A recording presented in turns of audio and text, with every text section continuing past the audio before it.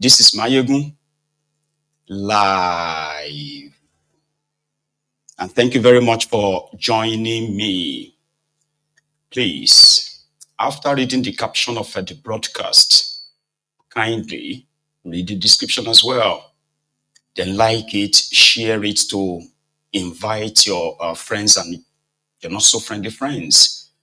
Tell them all that they can join us. Mayegun today.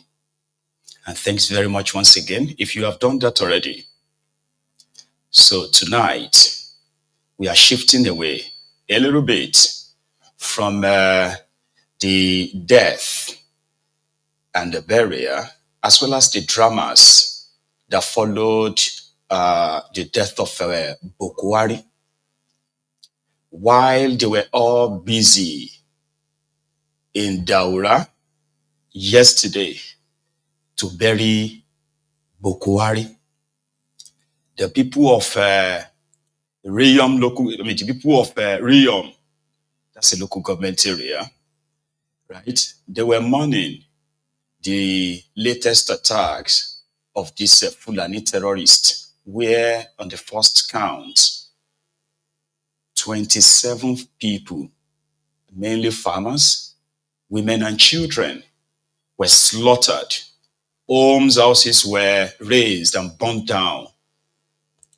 And I probably didn't think those guys, Tifnumbu and his gang, cares a hoot. Because while the people of Riyom were protesting, mourning, agonizing, and the rest of that, they were putting up performances at Bokohari's burial in Daura. And this is where we're going to start this evening. From the survivors, eyewitness, and others tonight. The attack occurred in the early hours of Tuesday around 3 a.m. with residents awakened by sporadic gunfire and flames engulfing their homes. Confirming the tragedy, Riyom local government chairman Bature Shua said the community has been under siege with over 73 lives lost to banditry in the area since September. Though they started showing some signs before that time, and of course we made some moves to see that there are security men from Sector 6 with 2 gun trucks. And I was satisfied that my people are well protected. But I discovered that about 21 souls, lives, have gone far beyond the sun. The Birom Youth Molder Association also confirmed the incident. Its national president, Daliop Solomon, alleged terrorist infiltration and a breakdown in security intelligence, while urging government authorities to act decisively. The Fulani grazing their cows, because that is what they usually do. Their modus operandi to attack villages and communities is to come massively, with their cows, and then of course the attackers will pin down and the cattle will go back. And that was the exact thing that happened last night. Former Senate Minority Leader Senator Simon Mwatkwan visited the grieving community, renewing calls for the creation of state police and citing the failure of Nigeria's centralized security system to safeguard vulnerable populations. In, day out, people are being killed. The terrain is so porous. And that is why some of us have argued that we need a state police in this country. If we don't have state police, we'll continue to have this problem. Residents who narrowly escaped the attack shared harrowing accounts of the violence. As a woman, I am not happy. Women are becoming widows. Children are becoming orphans. I am calling on the president as the chief security of this country. He should do something. Sincerely, it is very sad and unfortunate that up to today, these things have not come to an end. You have just witnessed, you've gone around together here, you've seen the dead bodies yourself. 27 people lying down. Okay? You've seen the corpses yourself. 27 people. This is very sad.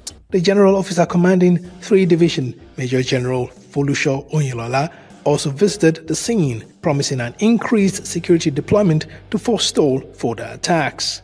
As the death toll rises and fear grips the community, many are left questioning how long communities like Bindi will remain unprotected and how soon Nigeria will take decisive steps to end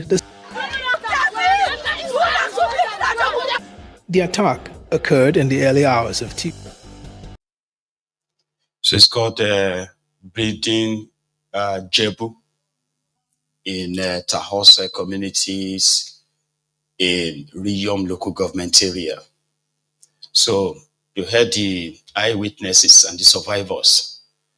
So according to the report, the Fulani terrorists invaded these communities simultaneously around 3 a.m. They sent out an SOS message to the nearby military formation, and they didn't get any response back until after the attack, and the attackers were gone. And for those who also spoke to the press, they said the 27 number is actually not the final figure, as many people or many bodies are still being recovered from the bush. The killings continues. 20 here, 30 there, 27 here, 100 here, on and on. The operation of the Fulani terrorists continues unabated. Now, when things like this happen, as they will continue to, there's a time that people need to ask themselves, because I have been trying, even though most of my thought on this have come back as rhetorical questions, which is, I will never get the direct answer. Now, here are my thoughts, and I've actually seen people who have expressed a similar kind of like a thoughts, right?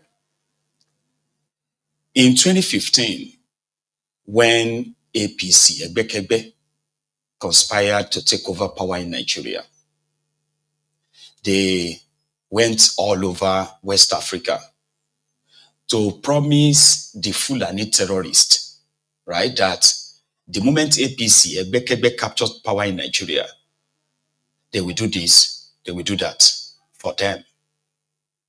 In which the main purpose of bringing them to come and attack Nigeria was because of the 2015 election, because they believed then that they've done everything they needed to do. But if Jonathan failed to hand over power, then they will make Nigeria ungovernable.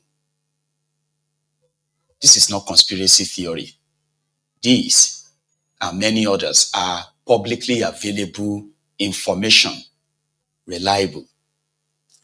The Fulani terrorists themselves, during their numerous peace meetings, they've confessed to the deal that the APC, Egbekegbe, made to them. Yeah? They will build them schools, give them lands, resettle them in Nigeria, and they can come from all over the world. And Nigeria can be seen as their real place. Don't pretend that you are hearing this for the first time. The Fulanization agenda that you are hearing during the time of Bokohari, it wasn't a conspiracy. Because right before our eyes, very eyes, Fulani terrorists, they started with the Fulani herdsmen. Fulani terrorists. It became part of the Nigeria's national, kind of like a national discourse. Well, it is. No thanks to APC, Egbekegbe. They failed them like they failed you. And they said, now, they are more or less like stranded. So they have to fend for themselves. So Bokohari and his gang spent 8 years protecting them while they commit all these ethnic, tribal cleansings for 8 years. Now, many now said that since they couldn't get their Ruga, they couldn't get their waterway, they couldn't get their cattle colony, maybe now that Bokohari is unable to give them all of that, just maybe that will be the end of it, because nobody will tolerate the kind of criminality that they have been perpetuating upon Nigerians. No sensible leader will, Bokohari's government that was so active in tracking down anyone that says anything that they feel so uncomfortable for them, or makes them, or bruises their egos, right? Makes them so, kind of like upset.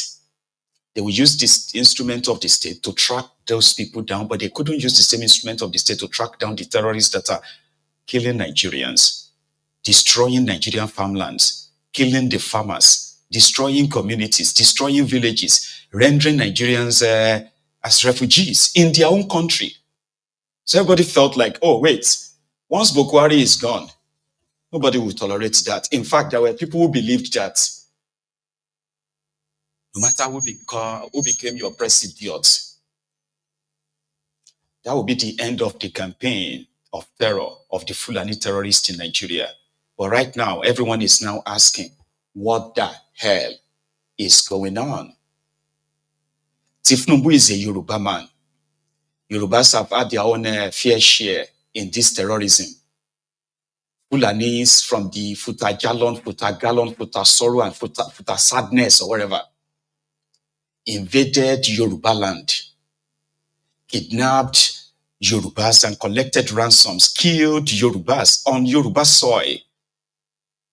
A true Yoruba blood would never allow that to happen again. And a true patriotic leader would never allow any blood to be shed again, because they all lived in Nigeria. They were all alive. They were all counting the bodies.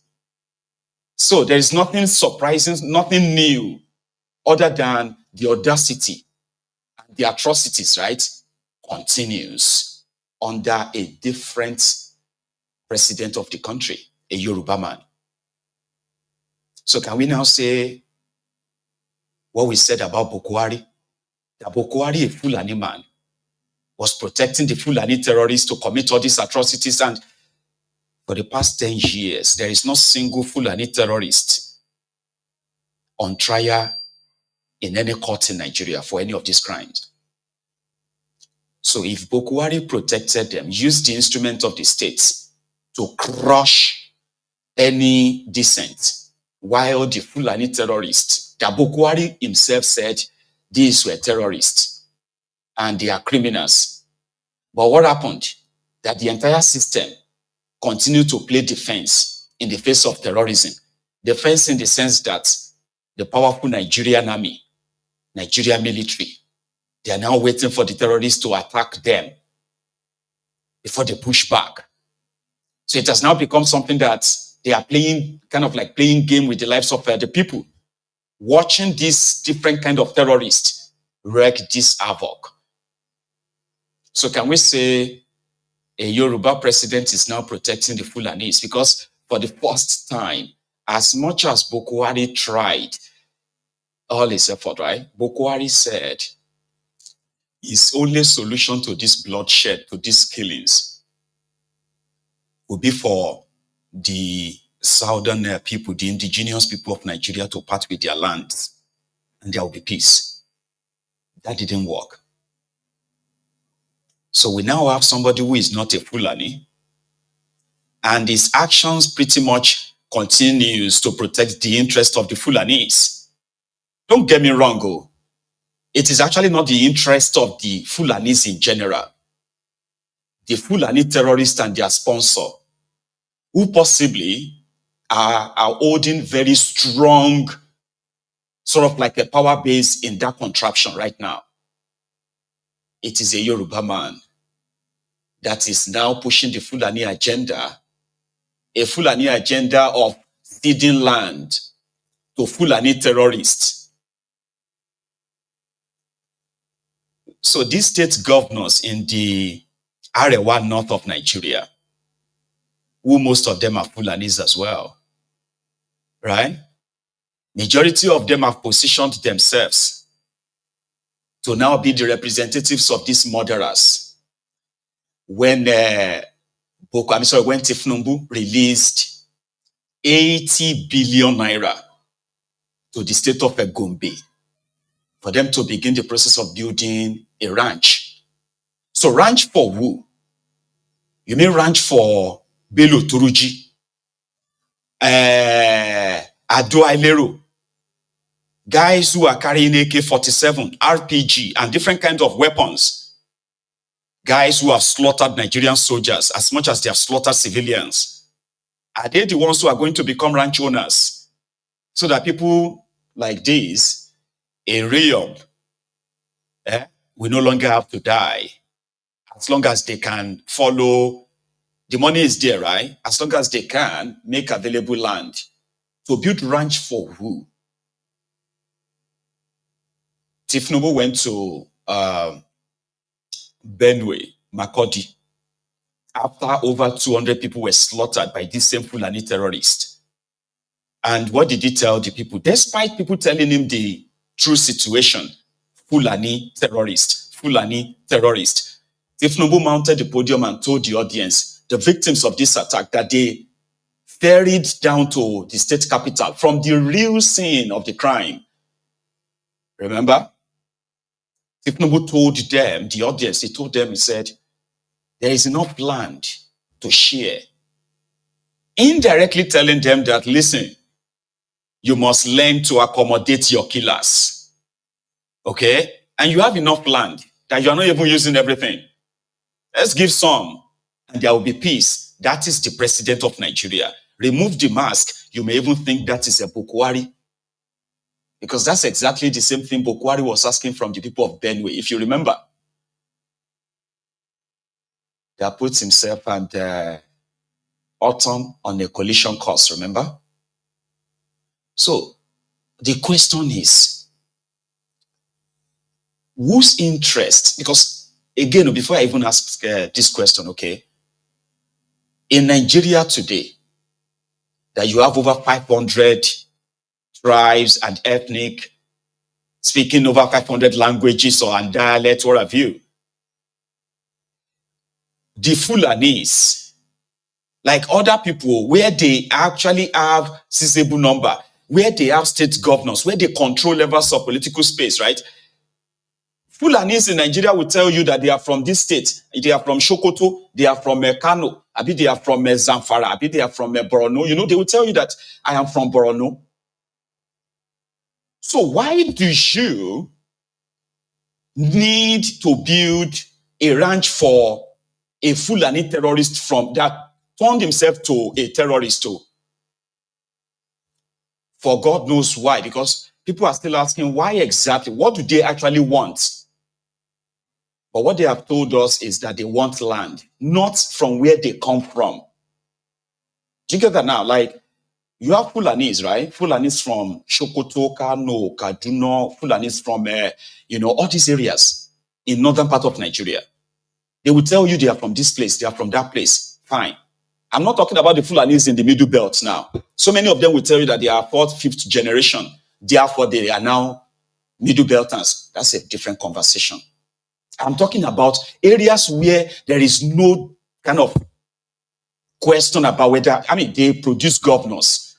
You get what I mean now? That means they have sizable population. That means they have their lands. They are from different local government areas. Already where they are not living in the forest, so they have their own cities, they have their own towns, they have villages, they have local government areas. So why should the people of Enugu be forced to give land to this Fulani from this part of Nigeria before peace can be for the people of Enugu? Why should the people of the southwest Nigeria, on their own small land, if you check the map of Nigeria, on their own small land, for them to have peace, they have to give land to Fulani from Sokoto. I'm not even talking about Fulani from outside Nigeria now. I'm saying, let's even say the argument is that they are doing it for the sake of Nigeria. Do you understand? And let's say this Fulani killing Nigerians, so they are Nigerians. Let's leave the outsiders. They are Nigerians, Abi, meaning they came from somewhere in Nigeria.